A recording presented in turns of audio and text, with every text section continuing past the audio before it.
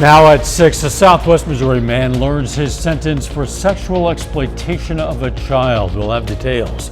Plus, how a family is looking to raise funds for a woman with stage 4 colon cancer. And we'll go live in Seneca to preview the Seneca Indians' final regular season game against the Nevada Tigers. The 4 states' most watched news starts now. We have a developing story tonight. Crews are working to stop multiple brush fires all across the 4 states. This is KOAM News at 6. I'm Dow Quick. First, Reddings Mill and other nearby departments responding to 2 fires miles apart. Those are on Foliage Road. The McDonald County Emergency Management Agency says Highway 43 is closed near Poplar Street. That's due to a grass fire that's north of Southwest City, Missouri. And all Grove, Oklahoma area fire departments are busy with multiple fires in Ottawa and Delaware counties, along with assisting in McDonald County. The threat is heightened by the dry, windy conditions. Doug Hetty joins us. Yeah, that's why you always want to take a red flag warning seriously, because it's due to gusty winds and low humidity. And of course, we've been in a drought. This is what we're seeing today. Southerly winds at 10 to 20, and then we've had gusts higher than that, 25 upwards to 30 miles per hour. In these conditions, these are going to stick around as we go into the weekend. In fact, look at our relative humidity. Most of us right about 20%, so that's bone dry across the region. Temperatures are up there, most of us sitting into the lower 80s. At this point in time, we do have some clouds which are increasing across the region. We're going to stay dry with those clouds, but for high school football games this evening, we are going to have some cloud interference. Kickoff 75-69 by the 4th quarter. And guess what? We have heavy rain in the forecast. We're going to look at that here in just a bit. All right, we'll see you soon. A federal judge sentenced a Diamond, Missouri man to life in prison for sexual exploitation of a child. Authorities say 66-year-old Terry Mixel was a counselor at a Purdy, Missouri drug treatment facility and used his position to solicit explicit images from an underage patient. Mixel was convicted of producing child pornography and using the internet and a cell phone to induce a child to engage in sexual activity. He's sentenced to life in federal prison without parole. Following a victory in the Supreme Court, the Biden administration won another challenge to its student debt relief program. A federal judge dismissed the lawsuit filed last month by state attorneys general from Missouri, Arkansas, Kansas, Nebraska, South Carolina, and Iowa. The states unsuccessfully argued that the Biden administration did not have legal authority and would have hurt private lenders. Buckle Up, Phone Down is the focus of a message for teens from the Joplin Health Department, and today is designated as Missouri Buckle Up, Phone Down Day.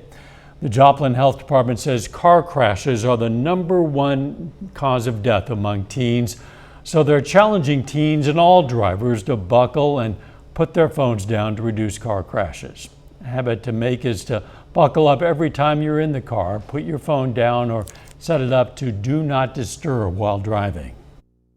Just a simple, reminder of visualizing the hand signal, buckle up, phone down, and what that means. Put your seatbelt on and put the phone away or give it to somebody else in the car and just drive. MoDOT began Buckle Up Phone Down Day in 2017, and the program's been adopted by many other states. Some McDonald County, Missouri high school students got an in-person lesson on a classic novel. English class students are reading To Kill a Mockingbird, a story set in the 1930s and involves the trial of a black man falsely accused of rape. And today the students went to the historic McDonald County Courthouse to read parts of the book. The teacher says it helps immerse the students in the time frame. Really, the hero here is a black man who stood up for what was right and tried to defend himself and protect his family in a situation where he was doomed. There was no way out of that for him in such a racist culture. That historic courthouse is now a museum. The courthouse is in the Pineville Square.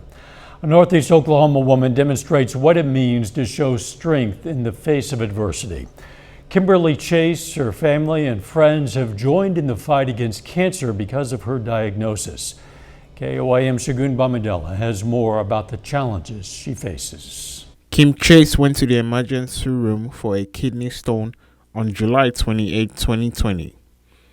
That was the day she learned she had stage 4 colorectal cancer with metastases to her liver and lungs. A search for a cure is ongoing. We feel like we've ran into a roadblock of the type of treatments that she's done, and she's not ready to lose this fight, and we're not ready to give up either. So it would mean the world. At the beginning of Kim's diagnosis, the doctors gave her 6 months to live. But it's been 2 years and almost 4 months, and she still continues to fight. I've got a lot to live for. I want to see my children grow up and graduate and get married and have children, and my nieces. I love watching them play their sports and just being here to be with everybody for the holidays. It gives me a chance to fight because I have the will, I just don't have the funds. Kim's husband says it is tough. It's a tough fight for anybody, and I know there's lots of people out there that's dealt with it, and they know how the struggle is, and we just appreciate everybody's help and support and prayers, lots of prayers. Now, Kim could be headed to New Mexico for treatment. However, it costs tens of thousands of dollars. Every dollar helps because the $60,000 is just the medical treatments only. It's not travel or anything like that. And they actually told us last night that there's only one spot left for this year. And we did put a deposit down because we have faith that we're going to get the money we need to get there and get the treatments that I need. The family is working to raise money to get the treatment. We've got a fun run 5K tomorrow here in town, as well as a chili feed, and then on Sunday the First Assembly of God Church is doing a fish fry. The fun run starts at 9 a.m. at the First Christian Church in Fairland. Meanwhile, her family continues to fight along with her. To me, I have to be strong, and I have to be someone she can lean on and be able to pull some strength through to fight a little harder. In Fairland, Oklahoma, Shagun Bamdele, KOAM News. You can find more information about how to help Kim Chase on our website, koamnewsnow.com. Coming up, Pitt State students head out to University Lake for a friendly water competition. Plus, the latest on fans receiving refunds after issues concerning Garth Brooks concerts. Pitt State students are showing their spirit by making a bit of a splash ahead of homecoming. Pitt State's long-standing tradition of homecoming raft races were today at the University Lake. Look at this. University organizations built their own rafts, faced off in a series of races in two-person teams. The teams determined whose rafts were superior based on craftsmanship and speed. Today's the raft races, which is where we're actually playing capture the flag in the water with a bunch of other teams, and we're using the rafts that we made with just cardboard, pool noodles, duct tape, and rope. So those were the only things that we could use. Took the organizations 3 hours every day for 2 weeks to get the raft just right for the journey. Upset Garth Brooks fans are getting refunds. Many people say they had a great time, but it's estimated thousands never made it inside or missed a lot of a concert because of traffic problems around Thunder Ridge Nature Arena. Bass Pro says it's issued hundreds of refunds. Reporter Ashley Reynolds has more. My refund process was actually very easy, and I feel for the people that are still struggling. Crystal Inc. and her grandmother traveled from St. Louis. Plenty of people were turning around, and we decided we were going to book it through. These were expensive tickets. You expect minor hiccups, but not 4-hour delays. They caught the end of the show. She called Ticketmaster and got a full refund, parking included. And I ended up just doing a U-turn. First chance I got. Derek Palmer from Pryor, Oklahoma got his money back too. You know, after 6:30, 7 o'clock, I just lost hope. I said, he's getting ready to take stage. I was wanting to watch the air show. I was watching the airplanes, but not where I wanted to be. you know? Obviously, you wanted to see Garth Brooks and have a different experience, but how do you feel now Right. having your money back? I mean, I feel a little bit better about it, but I took time out of my day. My girlfriend took off work. We spent all day long and had to get a hotel room, and there's a lot more expenses than just the tickets. I didn't know I had to show up 7 hours early to get to a concert. A little bit later, we're going to be live in Seneca to preview tonight's matchup between the Seneca Indians and Nevada Tigers. Plus, the wind sticks around and also rain chances. We're going to look at that coming up.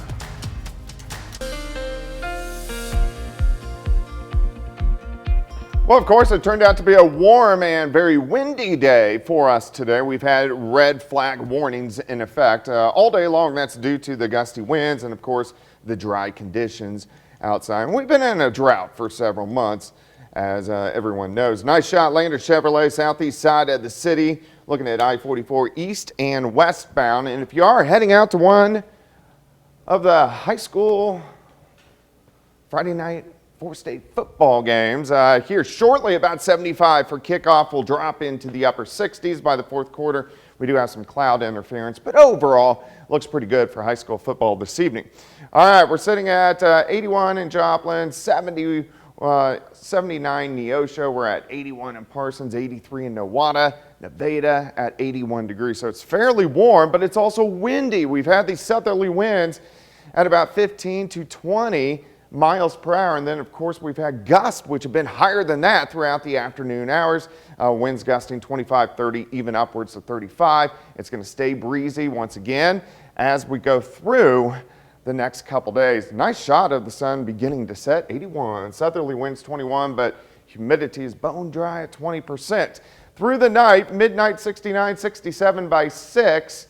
Overnight low, mild actually, of 65 degrees after setting record lows just 2 days ago. And you can see these mid and upper level clouds, which are increasing across the region.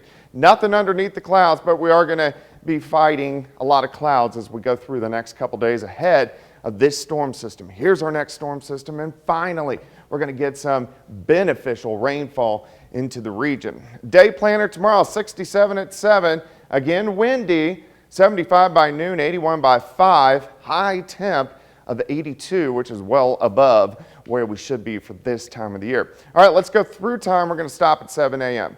Most of us mid-60s. You can see a little bit thicker clouds in our southern counties, kind of in and out of the clouds throughout the day. By noon, mid to upper 70s. By the afternoon, we heat up again, lower 80s, 83 Nevada, 81 Anderson, Grove 81, 82 in Parsons. Tomorrow night, clouds thicken back up in our far northwestern counties by Sunday morning. Here, 6:30 in the morning, may get a random shower. Everybody else is going to stay dry. Sunday again by Sunday afternoon, back into the lower 80s for afternoon highs. By Sunday night into Monday morning, look at showers and thunderstorms starting to increase. So let's move to Monday. Here comes this next system, especially Monday afternoon, 3 p.m. Showers, thunderstorms right now does not look severe, but it looks like just moderate rainfall with embedded thunderstorms pushing through. This should be out by Tuesday morning. Here comes a second wave that glances in as we head into Tuesday. So at least we're going to get some fairly widespread rain.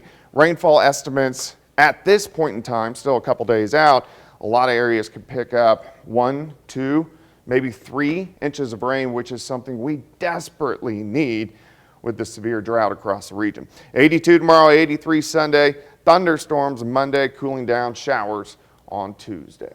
Lows this week flirting with record highs now. We've gone from drought to soon intense thunderstorms. Fires. Everything. All over the place. Everything. Thanks, Doug. Still ahead, Galena and Frontenac square off tonight for a district title, and the Seneca Indians aim to finish off a perfect regular season at home against Nevada. Jacob Lenders is going to join us live from Seneca. Straight ahead.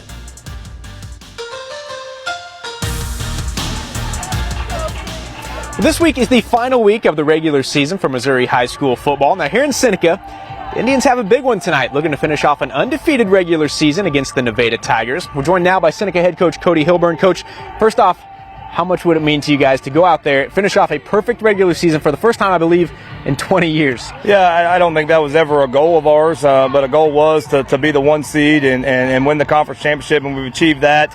And so hopefully we win tonight and carry some momentum into district play.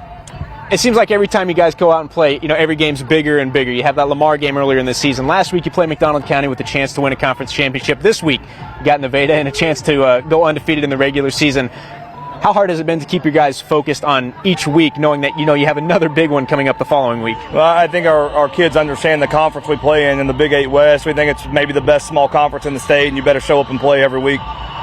This Nevada team obviously has some talent on the other side. They're 6-2 in their first 8 games. What stands out about them when you put on the film, and how do you go about slowing down their rushing attack? They're extremely big and physical up front. It starts there, and our defensive line's got to get off the ball and change the line of scrimmage. If not, two's going to have a big night. All right, Coach, I appreciate you coming over here to visit with us. Good luck tonight. Thank you. Now on the Kansas side tonight, we have a couple local teams trying to win district championships this evening. In Girard, the Trojans host Burlington, looking to earn the 3A District 2 title. And not only that, but Girard, like Seneca here, trying to finish off their second straight undefeated regular season. Now in Frontenac, the Raiders host CNC rival Galena tonight in the 3A District 1 championship game. And both of these teams pretty hot right now. Frontenac has won 3 in a row. Galena has won 4 straight. All of these games begin at 7, and we'll have highlights right here tonight at 10. Moving on to the NFL, the Kansas City Chiefs are 4-2 so far this regular season. Now, last week, the Chiefs lost at home 24-20 to the Buffalo Bills. This week, the Chiefs are back on the road, this time facing the San Francisco 49ers. And like we do every Friday night, it's time now to hear from the voice of the Chiefs, Mitch Holthus, in this week's Minute with Mitch.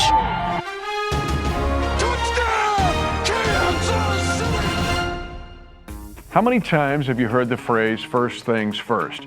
The Chiefs are doing things differently this year on offense. Still very effective, just different. For example, the Chiefs have been outstanding in the red zone and touchdown percentage, second in the NFL. But the scoring drives have been more methodical, less big plays, meaning first down efficiency is more important than ever in the Patrick Mahomes era. After roughly a third of the season, the Chiefs are 17th in the NFL in first down efficiency, but there's more to this story. On the Chiefs' scoring drives, they are in first down, third best in the National Football League. This week, it's on to San Francisco to meet the 49ers. And the Niners are the best in the NFL on first down defense. This week, first things first on this Minute with Mitch. The Minute with Mitch is brought to you by Como Jewelry. Every day's game day, Como Jewelry, Pittsburgh, Joplin. And that Chiefs 49ers game will kick off at 3:25 on Sunday afternoon. The Chiefs, by the way, are 2.5-point favorites. Now that's a look at sports. Be sure to join us right back here on KOAM at 10 for 4 State Friday night. We're going to have high school football highlights and scores from all across the area, including this one here in Seneca between the Indians and the Nevada Tigers, as Seneca aims to finish off an undefeated regular season. We're back after this. Take a moment now to honor a local veteran. Joe Porter served in the U.S. Air Force from 1959 to 1963. Pittsburgh, Kansas native, served 2 missions in Turkey and is also one of our local ham radio operators. His call number is W0MQY, and we are proud to salute Airman First Class Joe Porter, a 4-state hero.